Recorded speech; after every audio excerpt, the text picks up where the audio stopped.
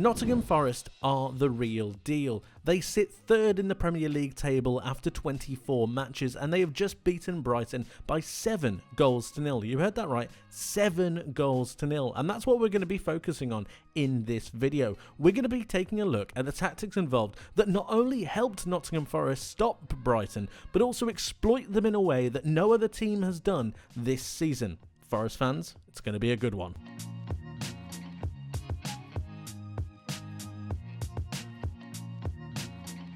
To best understand what Forest did so well, I think it's really important to understand the approach that Brighton wanted to have to this game. So we're going to be taking just a moment to discuss what Brighton wanted to try and do. They normally set up in a 4-2-3-1 or a 4-3-3, opting for a midfielder to come and join the attack. It essentially creates a 4-1-4-1. And it looks something like this. Fabian Hurtzler and Brighton are very dedicated and very committed players and team and coach. And it's that commitment that almost was used against them in this particular instance. The vacating of their midfield area to best attack and exploit opposition's defensive weakness has led them to score, on average, 1.5 goals a game this season. But it's in committing these players forward into this area that could have been their undoing in this match.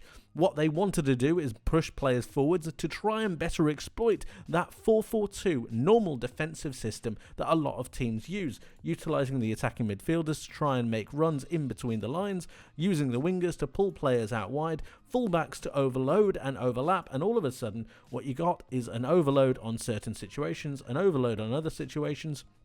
And it allows Brighton to create a number of opportunities, pushing their fullbacks inside a little bit to help with the recycling of possession, because you've obviously lost one of your midfielders because they've committed themselves forward into these attacking situations. The vacating of the midfield is a very, very bold commitment from Hurtzler and this Brighton side, and oftentimes it does reap benefits, but sometimes it doesn't. And that's where Nottingham Forest come in. What they did differently was they operated with a back 5, and this 5 was designed to try and prevent Brighton from overloading Forest in different scenarios. Brighton tend to like to push players forward, overload certain situations, and gain an advantage on certain areas of the pitch, best allowing them to exploit other spaces later down the line. But the problem they had was they weren't able to really push the ball through this Forest defensive line, and if they did manage to get a couple of players through into these areas, you'd normally have a player be aggressive, a player come and cover, and it meant that there was always an option for this Nottingham Forest side to defend against this very potent Brighton attack.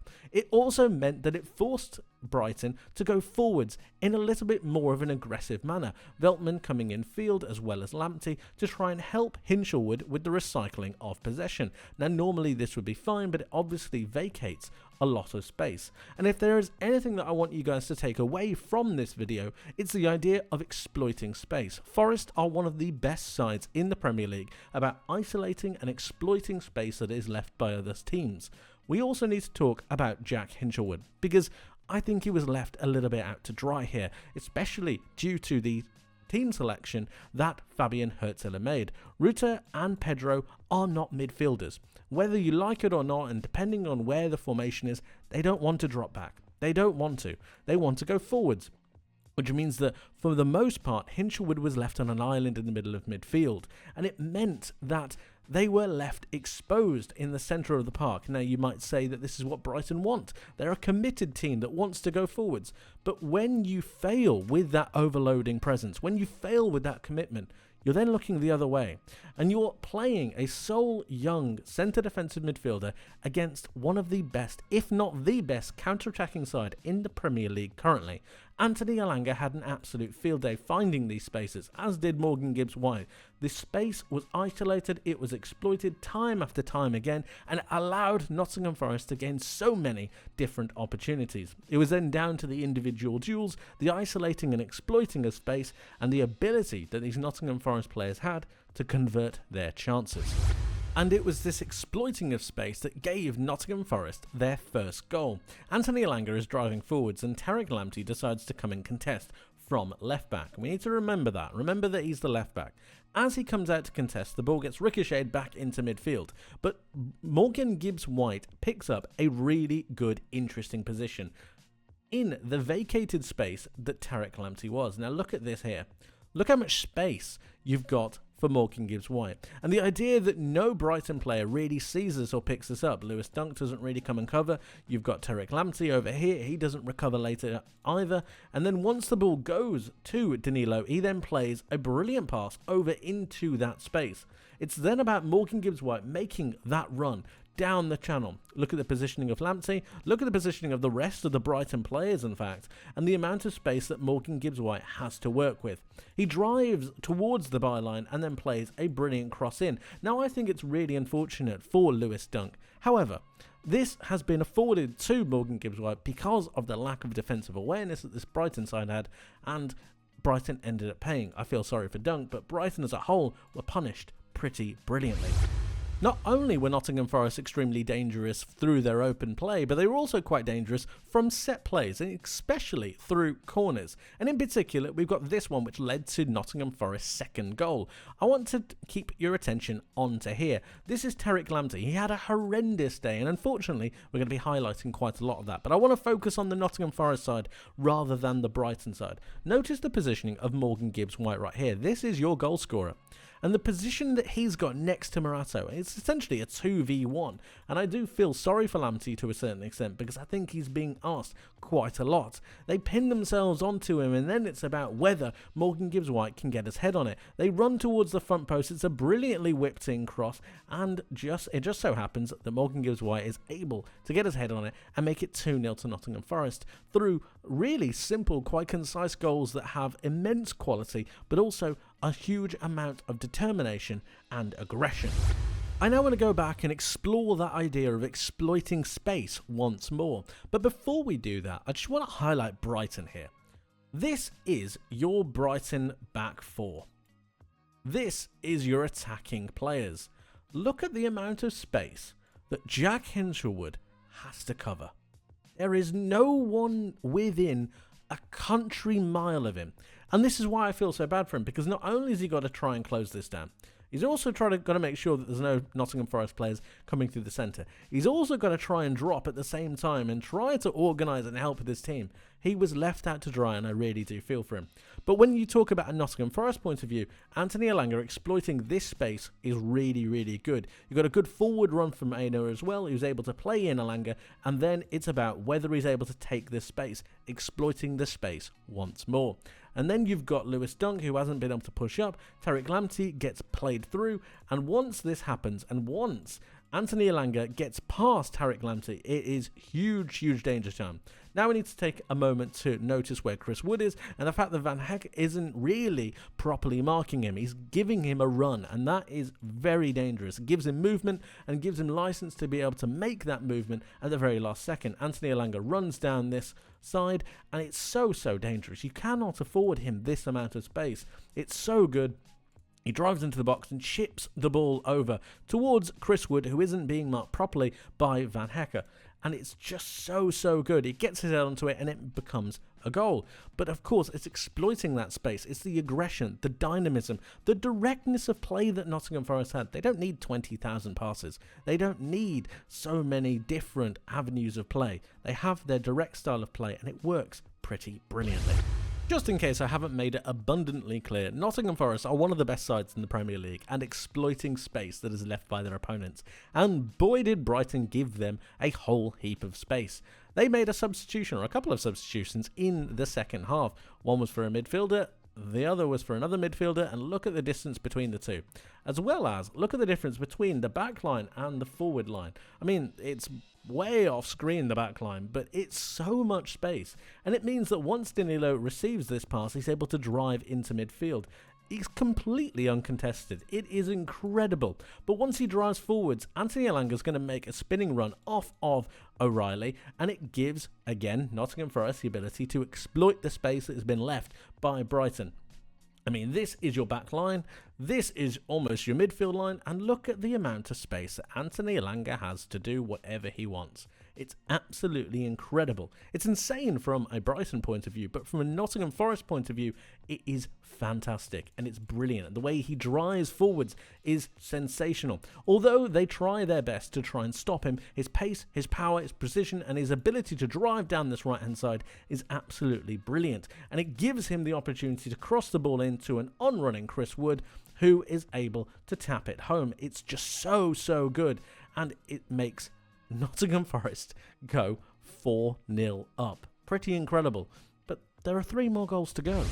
Remember how we talked about Tariq Lamptey earlier and how Nottingham Forest looked to try and exploit him and try to get a double up on him to get that second goal?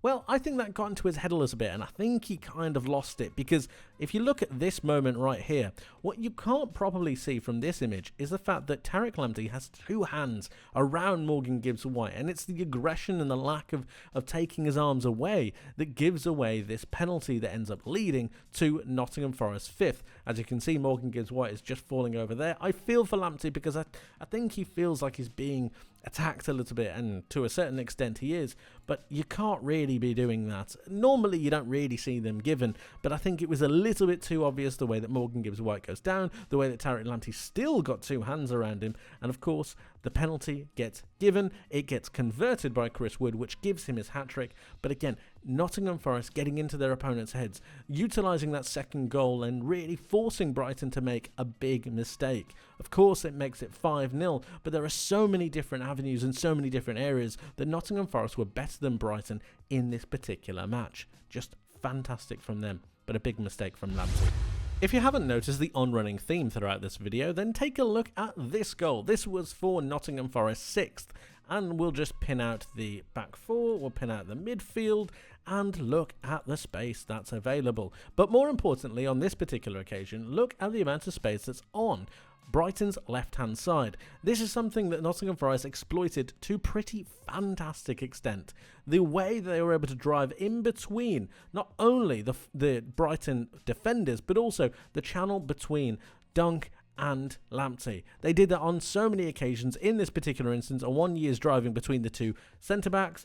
It's just so good. The running power is really good beyond those defensive Brighton players. It's so good. A 1 year cuts back inside, but look at this Brighton defence. This is your back 4. That's your back 4. I mean, it's kind of crazy. They're not set, they're not in line, they're not ready. Notice Nico Williams here as well. He's going to be your goal scorer, and then we're going to be taking a look at how it comes about. As he cuts inside, it gets saved by Verbruggen, but it comes out towards Sangare. Now, Sangare falls over, and I feel for Brighton in this particular instance. Nottingham Forest fans, don't have a go at me, but I do feel for Brighton because I'm fairly certain, I don't have an image of it, but I'm fairly certain that it hits Sangare's arm. And I believe that the letter of the law is that if it touches an opponent's arm in the lead up and build up to a goal, it should be disallowed. I don't really know why they didn't give it. I mean, maybe someone in the comments can let me know why they didn't give it. I feel sorry for Brighton because it does mean it's 6-0 at this point. But Nico Williams finishes pretty brilliantly, and it enables for Forest to, as I said, go 6-0 up. It's, again, exploiting that space, dynamic play, the running power and the ability to be direct that's really profiting Nottingham Forest here. And last but certainly not least of this magnificent 7, you have Nottingham Forest's final goal. This is towards the end of the game. I believe it's in around the 90th minute, and look at the Nottingham Forest players continuously driving forwards, continuously going on. But let's just take a moment to note the Brighton back 4, because look at how spread they are. I understand that there's a way of playing, but you're 6-0 down at this point. At some point, damage limitation needs to be taken into consideration. It unfortunately wasn't, and it means that Verbruggen is now going to try and play a pass over to Lamptey, but it gets intercepted pretty brilliantly by Jota right here. The work rate that Nuno has gotten out of these Nottingham Forest players is so underrated. The way they work for each other is brilliant. Nottingham Forest are sensational. Jota picks up that ball again in between the channel between centre-back and full-back. Lamptey had a torrid day, Lewis Duncan a torrid day, and Nottingham Forest exploited the space pretty brilliantly. Jota drives forwards, takes a shot, and ends up firing it in through Verbruggen towards the goal. And in summary, you've got a hat-trick of assists for Anthony Elanga, you've got a hat-trick for Chris Wood, and you've got a pretty brilliant performance from Nottingham Forest.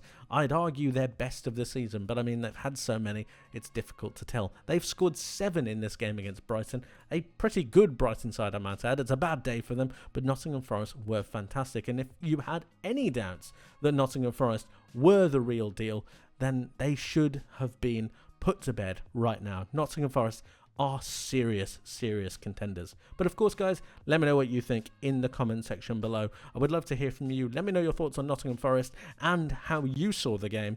Like I said, I'd love to hear from you, so please do let me know. Thank you ever so much for watching. I hope you enjoyed. I hope you learned something new, and I hope to see you in the next one. But until then, my friends, take care.